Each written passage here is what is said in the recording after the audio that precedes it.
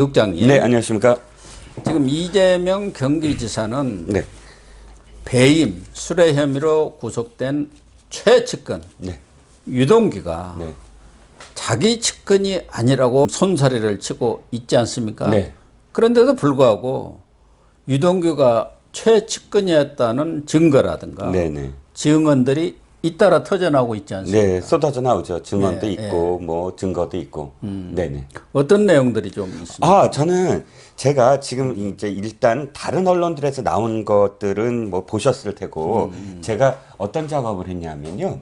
비카인스 아시죠? 네. 언론문화진흥재단에서 이번에 이 포털 사이트를 만들었지 않습니까? 그래서 거기서 이 아주 오랜 옛날 거부터 그 가입된 그 언론사들의 기사를 아주 쉽게 검색을 할 수가 있습니다. 아, 그렇군요. 예, 제가 그래서 2013년도부터 찾았어요. 2013년도부터 2021년 현재까지 유동규와 이재명 이렇게 해서 찾고요. 그 다음에 유동규와 이재명 측근 이렇게 두 가지 키워드로 찾아봤습니다. 그랬더니만 뭐 엄청나게 많지만 그 중에서도 이제 아주 구체적으로 적시한 그런 기사들을 제가 좀 몇 개 소개시켜 드리려고 합니다. 아, 먼저 왜 3인방이라고 많이 나오지요? 예. 이 3인방 정진상, 김남준, 그 다음에 유동규 이 3인방과 관련해서 엄청나게 많은 이 언론에서 이 3인방이야말로 정무라인이다. 이재명의 정무라인이다. 3인방이 뭐 정진상 정책팀장, 그 다음에 김남준 언론비서관, 유동규 경기관광공사 사장 이 세 사람입니다. 이 세 사람의 특징은 성남 때부터 경기도로 온 사람. 예, 계속 최측근이라고 불리는 사람이라고 제가 얘기하는 게 아니라 언론 그대로 제가 얘기를 할게요.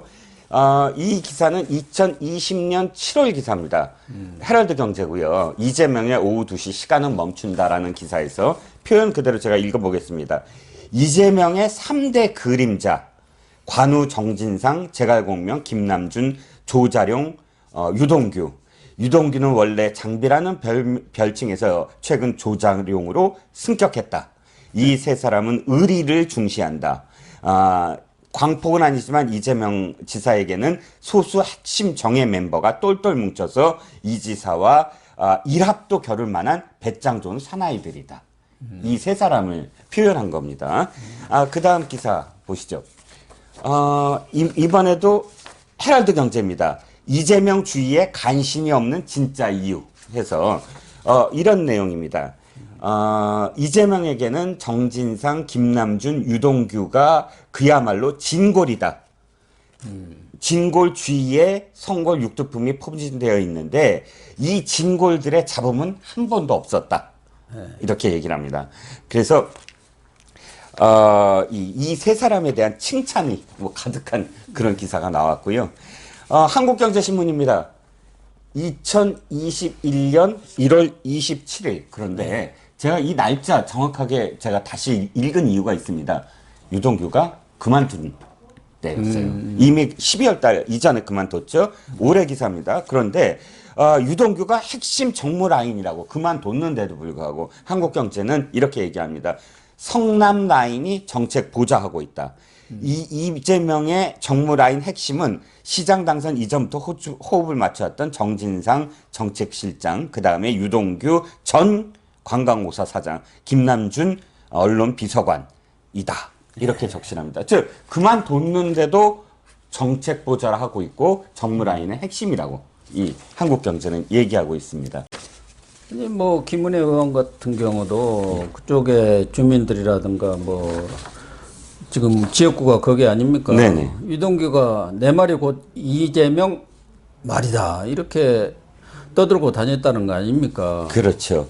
그러니까 저기 워낙에 기억을 하는 사람들이 지금 이 유동규가 리모델링 추진위원장 뭐 그 시절부터 성남시장 될 사람이다 하고 이재명의 그런 어떤 그 행사 때마다 사람들한테 독려를 하고 했던 증거도 나오고 있죠.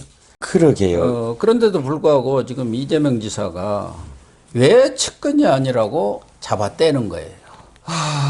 결국은 이게 어마어마한 게이트 아닙니까? 그러니까 이 자신의 입으로 단군 이래 최대의 공공환수다라고 지금까지 치적을 얘기를 해서 경기도지사 선거 때도 이걸 가장 크게 얘기를 그렇죠. 했고 또 대통령 후보 나오는 어떤 과정 속에서도 이게 브랜드였거든요. 네. 알고 봤더니 단군 이래 최대의 토건비리가 돼버렸어요. 그러니까 선을 그을 수밖에 없죠. 일단 네. 돈을 받건 안 받건 그 차후의 문제고 이 자기의 브랜드, 자기의 어떤 상징이 지금 무너지는 과정 그리고 자기가 거짓말하는 셈이 돼버리지 않습니까? 네. 알았다면 사실 완전 적이고요. 배임으로 자기가 들어가야 되는 거고 몰랐다면 무능한 것. 둘 중에 하나를 선택해야 되는데 이재명 지사는 둘 다 선택을 하지 않았습니다. 그러니까 가장 더 큰 이유는 방금 말씀하신 그런 배임으로 엮일 가능성 아니겠습니까? 그렇죠. 유동규가 지금 검찰에서 배임 혐의로 집어넣지 않습니까? 네. 그러면은 그 대장동 사건을 설계하고 감독하고 관리했던 그 총책이 이재명 아닙니까? 그렇죠. 그러니까 일종의 종범이라고 볼 수가 있죠. 네. 그러면 주범이 누구냐 이거예요. 주범이. 그리고 경우에 따라서는 공동 정범도 될 수가 있는 것이고 법정 용어로 따지면. 네. 그러니까 당연히 거기에 엮일 가능성이 있기 때문에 본인은 그 측근도 아니고 그 사람이 알아서 거기 계획을 세웠고 자기는 관 쪽에 그러니까 5,503억 원을 가져오는 그 부분만 설계했다 해갖고 딱 꼬리 자르기를 하지 않습니까? 민간 영역이 가져가는 이익 배분은 자기들끼리 알아서 수익 배분을 한 것이지 우리가 관여한 바 없다. 그게 말이 되냐 이거예요. 그렇죠. 전체적으로 수익이 얼마가 나고 거기에 따라서 초과 수익이 났을 때는 환수할 수 있는 그런 장치들을 둬야 하는데 그게 없는 거 아닙니까? 1,822억만 가지고 만 거 아니에요. 그렇죠. 실질적으로. 예. 그러니까 자기가 한 말들을 지금 뒤집어야 되는 어떤 상황들이 이겁니다. 이재명 후보는 이 첫 번째 기자회견에서 이렇게 얘기를 해요. 이 1% 화천대유와 그 다음에 6%의 SK증권이 있다라고 얘기를 합니다. 나머지들은 하나은행, 하나투자, 투자증권 뭐 이런 기관들이고요. 근데 그때만 하더라도 천하동인이 없었어요, 말에. SK증권이라고 표현했습니다. 그래서 사람들이 SK증권이 여기에 스스로 SK가 이제 참여를 했나 보다 이렇게 알았는데 다들 그렇게 생각했죠. 여기에 큰 데서 그게 투자를 했구나 그렇게 생각한 거죠. 아주 혁혁한 공을 세운 사람이 김경률입니다. 김경률이 이 엑셀 작업으로 다 들여다봤더니 저걸 발견한 거예요. 그러니까 SK증권이 한 게 아니라 SK증권에 돈을 맡긴 사람. 특정 금전 신탁을 맡긴 금전 신탁. 이거를 찾았더니 1호부터 7호까지가 이름이 나온 거예요. 근데 진짜 이 사람이 놀란 게 뭐냐면 각각의 예를 들어서 이렇게 큰 구찌의 이 사업인데 10,000원 단위로 투자를 해요. 2호, 3호 보면 1호는 1,000몇백 몇만 원. 그다음에 그게 이제 화천대유 거잖아요. 100%. 네. 2호, 3호가 누나 거하고 아내 겁니다. 근데 872만 원이에요. 그렇죠. 네. 그 다음에 4호도 쭉 보면 7호까지 만 단위예요. 예, 맞아요. 만 단위예요. 그래서 얘네들이 왜 이걸 만 단위로 하지? 보통 투자를 하면 그냥 끝내잖아요. 그렇죠. 뭐 매덕이 1억을 하든 30억을 하든 뭐 예. 1,000만 원을 하든 근데 만 단위로 갔어요. 그래서 합해 보니까 3억이에요. 1호부터 7호까지 다 합치니까 만 단위까지 다 합치니까 정확하게 3억이 떨어지더라는 거예요. 그러니까 이건 완전히 이건 기획 상품이구나, 기획된 거구나 하면서 이제 들어갔죠. 그러니까 나중에 또 말을 바꿉니다. 이재명이 어떻게 바꾸냐면 화천대유 뭐 나중에 알았고 천화동인도 사실 몰랐어. 근데 이게 왜 모를 수가 있냐면 한 말씀만 더 드릴게요. 이 천화동인의 4호부터 7호까지는 원래 남욱이라든지 정영학이라든지 이런 사람들 아닙니까? 네. 이 사람들은 원래 그 개발자들이에요. 그러니까 이재명이가 그 사람들 다 쫓아내고 자기가 민한테 돌려줬다고 그러잖아요. 그런데 이 계획서를 보면요. 4호부터 7호까지 왜 포함됐느냐, 이 사람들이 왜 포함됐느냐의 이 계획서에 보고서에 이렇게 나옵니다. 매몰 비용 환수, 매몰 비용 환수. 그 전부터 그 사람들은 거기에 사업을 해가지고 뭐 돈을 돈이 묶어놨죠. 많이 들어갔지 않습니까? 땅도 이렇게 그렇죠. 사들이고 그랬기 때문에 그런 게 이제 매몰 비용이라고 예, 그러죠. 그 돈을 환수하기 위해서 이 사람들이 참여했다라고 하는데 이 계획서를 지금 결제한 사람은 누구죠? 이재명입니다. 그러니까 뭐 모를 수가 이재명이가 없다는 책임을 거기 어떻게 그런 큰 사업을 하는데 거기에 누가 들어오고 어떤 기업이 참여하고 그 참여자는 누군지 그걸 어떻게 시장이 모를 수가 있습니까? 유동규가 그런 걸 보고를 안 한다는 게 말이 되는 소리예요. 통상적인 조직 관리에 있어서 ABC도 모르는 얘기를 지금 하고 있는 것인데 네.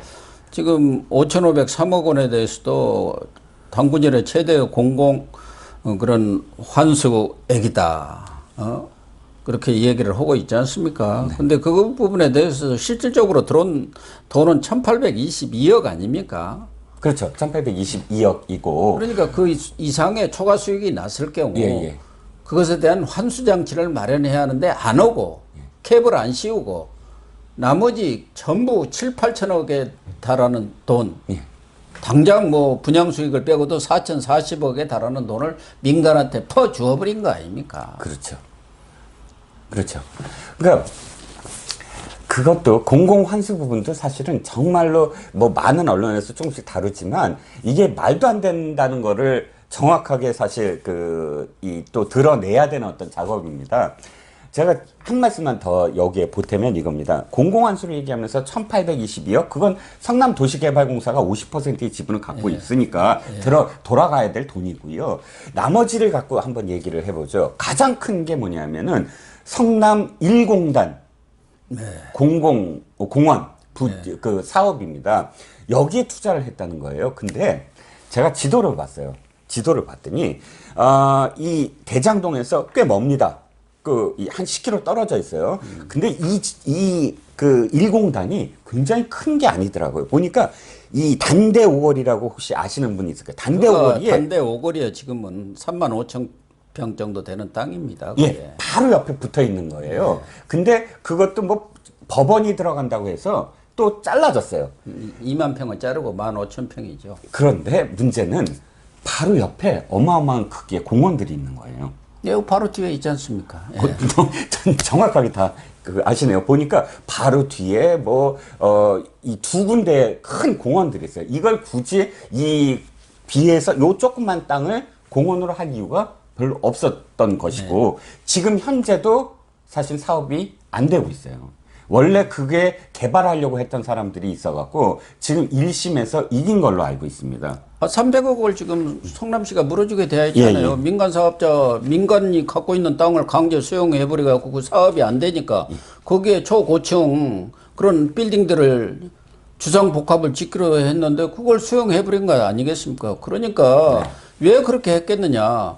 결국은 성남 시민들한테는 공원을 만들어서 돌려준다는 그런 명분을 얻고 대신 그 공원을 개발하기 위해서 거기에 들어가는 비용이 2,700 얼마 아닙니까? 그 돈을 마련하기 위해서 대장동 개발을 해야 한다. 그리고 그 나온 대고. 수익을 그쪽으로 넘긴다 했는데 이 따져보면은 가만히 보면은 사실은 이 공원 개발은 명분이고 대장동을 개발하기 위해서 그 수익을 빼내기 위해서 하나의 공원이라는 것을 결합해 가지고 장난을 친 것이다. 그러니까 성남 시민들을 위에서 뭔가를 우롱한 것이고 국민을 그렇죠. 우롱한 거예요. 예, 그렇습니다. 그리고 한 가지 920억 터널 그게 판교가 이렇게 있고 그 밑에 이제 대장동이 있는데 터널은 판교와의 사이의 터널입니다. 만약 터널이 안 세워지면 삥 돌아서 출근을 해야 되거든요. 엄청나게 많은 시간이 걸립니다. 즉 이 터널은요, 이 환수를 하지 않아도 기부 체납으로 너무 당연하게 시행사들이 해야만 하는 어떤 터널이라는 거죠. 아니 그러니까 1,822억을 제외하고 공원을 한다든지 터널을 한다든지 뭘 하는 것은 당연히 기부 체납으로 사업 시행자가 민간 사업이든 공공 사업이든 해야 하는 일들이에요. 그걸 지금 전부 합쳐서 수익이라고 하는 거고 그 터널에 대해서도 그 민간이 갖고 있는 그 땅을 평당 70만 원에 지금 몇백만 원 뭐 그렇게 하는 땅을 70만 원에 수용해버린 거예요. 그래고 그 터널을 뚫으니까 아파트 값이 또 오르지 않습니까? 그러니까 거기에 들어가 있는 사람들, 거기에 원래 주민들, 그 사람들은 아파트 값이 오르니까 부담이 또 늘어본 거예요. 그러니까 이중 부담을 시켜버린 거죠. 땅은 대장동의 원주민들한테는 아주 싸게 이렇게 수용해버리고 네. 터널 뚫어갖고 값이 오릅니까? 값이 오르면은 그 부분에 대한 보전을 해줘야 하는데 그 주민들이라든가 해야 하는데 터널 뚫어서 가보는 것은 거기 아파트 값에다 올려갖고 그 수익을 또 빼낸 거예요. 네. 그러니까 이게 완전히 내다바이 수법이라니까요. 네. 조금 들여다볼 줄 아는 사람 같으면은 아주 내다바이 수법이에요. 그래서 공공환수라고 해서 뭐 성남 시민들에게 이익이 돌아갔다고 하지만 그 터널은 사실 대장동을 위해 대장동 개발 사업을 위해서 한 터널을 갖고 뭐 공공의 어떤 뭐 이익이다라고 이야기하는 건 정말 말이 안 된다고 생각을 합니다. 지금 새로 터져 나온 그 비리 중에 하나가 뭐 비리라기보다는 자기들끼리 돈잔치 한 것이죠.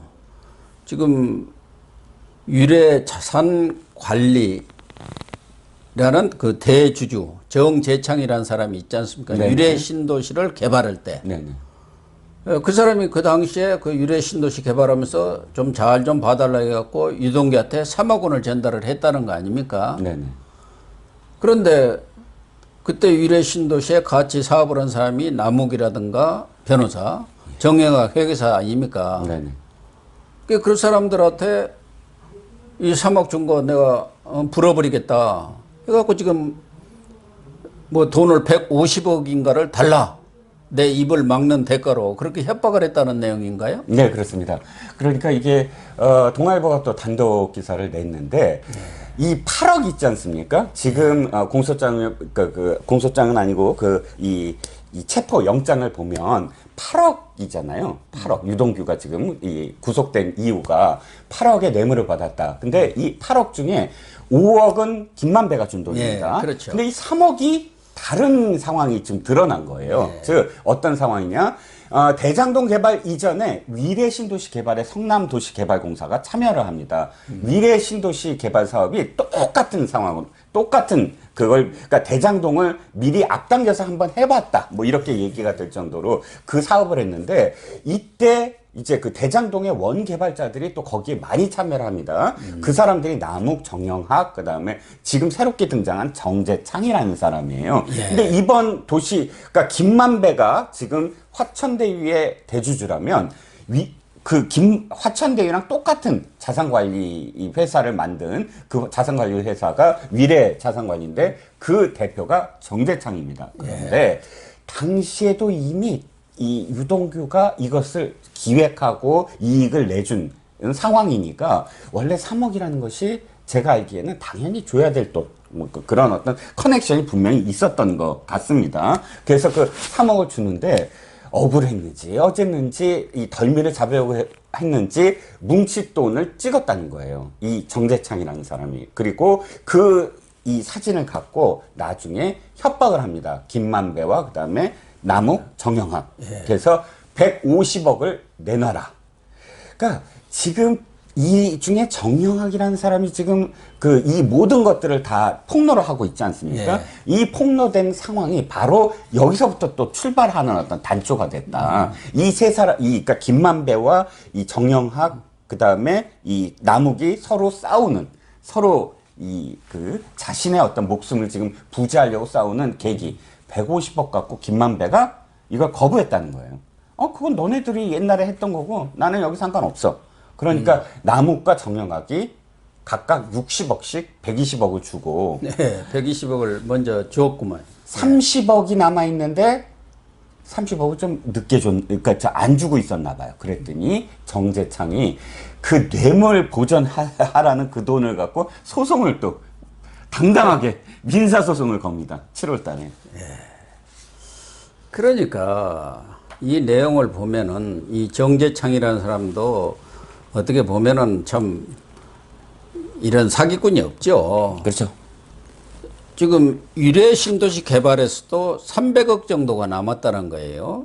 그 중에 이제 도개공, 네. 도시개발공사분이 50%인가 뭐 그렇게 돼갖고 한 150억이 갔어요. 골이 간 것 같아요. 네네. 그리고 나머지 150억은 지금 뭐 행방이 정확히 나오지는 않았지만 남욱이라든가 이 정행학 이 관련자들한테 수익으로 돌아간 것 아니냐 네네. 이렇게 보는 거 아니겠습니까?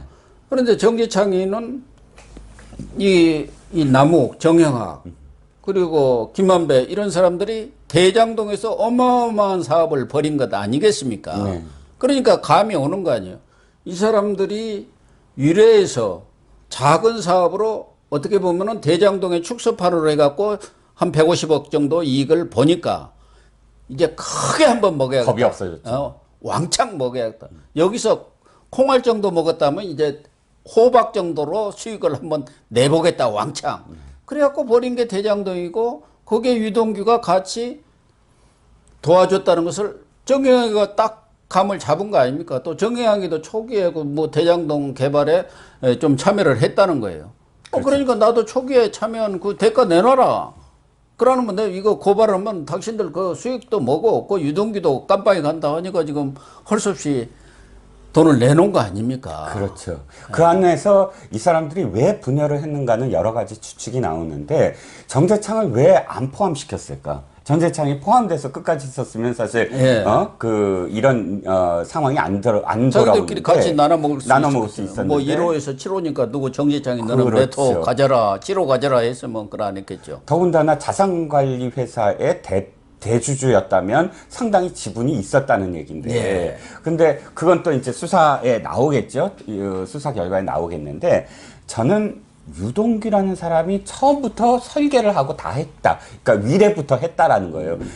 지금 듣는 분들이 위례는 왜 300억밖에 안 될까라고 생각을 하실 텐데 두 가지입니다. 하나는 위례 신도시를 성남이 다 갖고 가는 게 아니고 전체에서 그러니까 위례 신도시 기억하시겠지만 송파가 갖고 가는 송파 있고 서울이 따로 있고 그다음에 성남이 따로 있습니다. 그래서 또 하남이 있지 않습니까? 하남도 있고요. 그래서 이